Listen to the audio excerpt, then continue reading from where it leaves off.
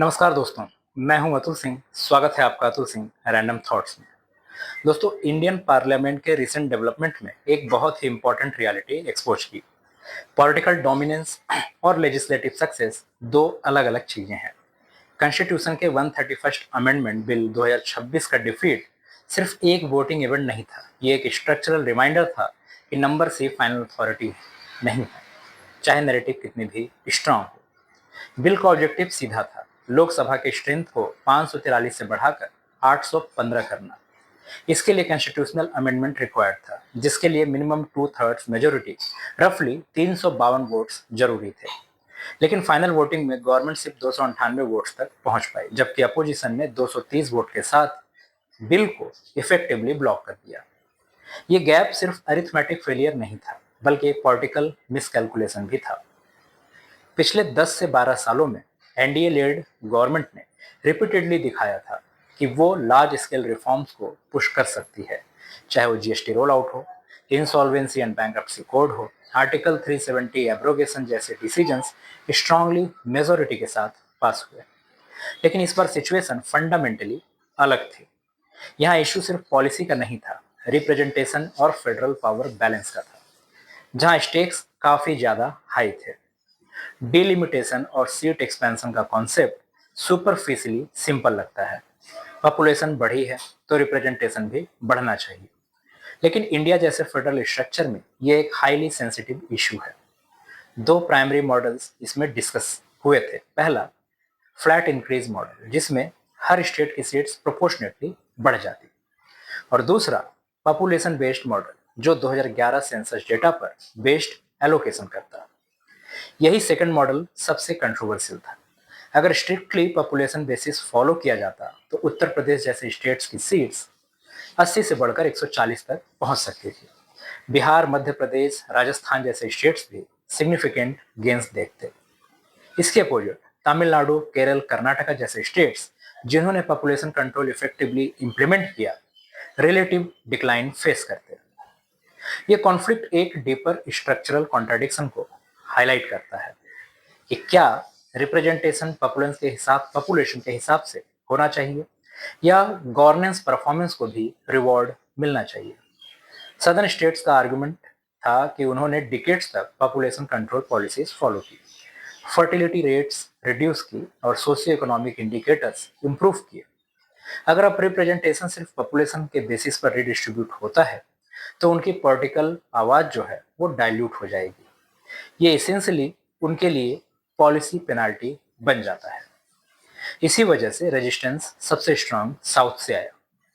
Tamil Nadu CM M के Stalin जो उस समय हुआ करते थे, उन्होंने डिलिमिटेशन को डायरेक्ट पॉलिटिकल नैरेटिव बना दिया। कैंपेन लेवल पर सिंबॉलिक प्रोटेस्ट तक हुए, इंक्लूडिंग प्रपोज्ड अमेंडमेंट्स की कॉपीज बर्न करना, जो ये दिखाता है कि इशू सिर्फ पार्लियामेंट तक लिमिटेड नहीं था, बल्कि इलेक्टोरल पॉलिटिक्स में डीपली इम्बेडेड है। अपोजिशन का रोल इस पूरे एपिसोड में इक्वली सिग्निफिकेंट रहा। इंडिया में ट्रेडिशनली अपोजिशन फ्रेगमेंटेड रहता है, आइडियोलॉजी, लीडरशिप और रीजनल प्रायोरिटीज के बेसिस पर डिवाइडेड होते हैं।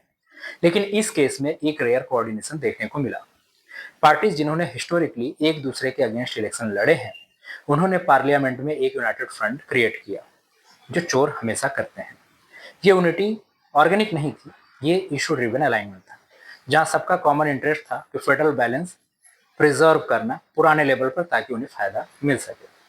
राहुल गांधी ने भी इस डिबेट को स्ट्रैटेजिक डायरेक्शन दिया, जो हर केस में वो देते रहते हैं। गवर्नमेंट ने इनिशियली इस अमेंडमेंट को वुमेन रिप्रेजेंटेशन के कॉन्टेक्स्ट में जस्टिफाई करने की कोशिश की, लेकिन अपोजिशन ने क्विकली नैरेटिव शिफ्ट कर दिया towards federal imbalances. Rahul Gandhi highlight करते हैं कि वुमेन रिजर्वेशन ऑलरेडी 2023 में पास हो चुका है, जिसमें 454 एमपीज ने सपोर्ट किया था और सिर्फ 2 अपोज कर रहे थे। इसलिए नया अमेंडमेंट वुमेन एम्पावरमेंट का कंट्रीब्यूशन नहीं, बल्कि रिप्रेजेंटेशन रिडिस्ट्रीब्यूशन का एक मैकेनिज्म लग रहा था, जबकि ऐसा कुछ नहीं था। और सबसे क्रिटिकल सवाल ये है कि गवर्नमेंट ने ये बिल पुश क्यों किया, जब अरिथमेटिक क्लियरली अनसर्टेन था। इसका पहला पॉसिबल एक्सप्लेनेशन ये है कि अलायंस मैनेजमेंट और loyalty testing. Recent political developments, specially Bihar में नीतीश कुमार का एग्जिट और अलायंस डायनामिक्स के शिफ्ट्स, इंडिकेट करते हैं कि कोएलिशन इंटरनली स्टेबल नहीं है। ऐसे सिनारियों में एक मेजर बिल को पुश करने के तरह का स्ट्रेस टेस्ट हो सकता है, देखने के लिए कि कौन से एलाई कितना कमिटेड है। दूसरा और भी ज्यादा पॉलिटिकल एक्सप्लेनेशन ये है कि इलेक्टोरल सिग्नलिंग तमिलनाडु और वेस्ट बंगाल जैसे स्टेट्स में आप कितनी मजबूती से आ सकते हैं। इन रीजन्स में बीजेपी का हिस्टोरिकल प्रेजेंस लिमिटेड रहा है, हालांकि बंगाल में बहुत ही अनप्रेसिडेंटेड जीत बीजेपी ने हासिल की। ऐसे में डिलिमिटेशन डिलिबरेट पॉलिटिकल स्ट्रेटेजी हो सकती है, जहां इवन डिफीट भी नैरेटिव बिल्ड करता है। मैसेज सिंपल है, हमने स्ट्रक्चरल रिफॉर्म पुश किया, अपोजिशन ने ब्लॉक किया। पॉलिटिकल कम्युनिकेशन के पर्सपेक्टिव से देखा जाए तो कभी कभी डिफीट भी इन्वेस्टमेंट होती है, और ये 2029 के लिए है। फ्यूचर इलेक्टोरल नैरेटिव्स जो अभी उठ रहे हैं। डेटा पर्सपेक्टिव से भी सिचुएशन इंटरेस्टिंग है। प्रपोज्ड लोकसभा एक्सपेंशन 815 सीट तक होती, जो एक 50% जंप होता, लेकिन इसके साथ सबसे बड़ा अनरिजॉल्व इशू है कि census timeline. Last completed census 2011 का है, जबकि 2021 सेंसस डिले हो चुका है। अगर डिलिमिटेशन 2011 डेटा पर होता तो वो ऑलरेडी आउटडेटेड बेसलाइन पर बेस्ड होता।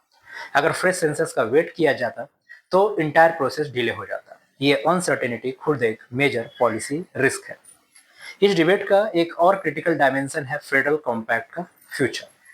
इंडिया का कॉन्स्टिट्यूशनल डिजाइन इस बैलेंस पर बेस्ड है कि डिफरेंट स्टेट्स, डिफरेंट साइजेस और डिफरेंट सोशियो इकोनॉमिक रियलिटीज के बावजूद एक इक्विटेबल रिप्रेजेंटेशन मेंटेन हो।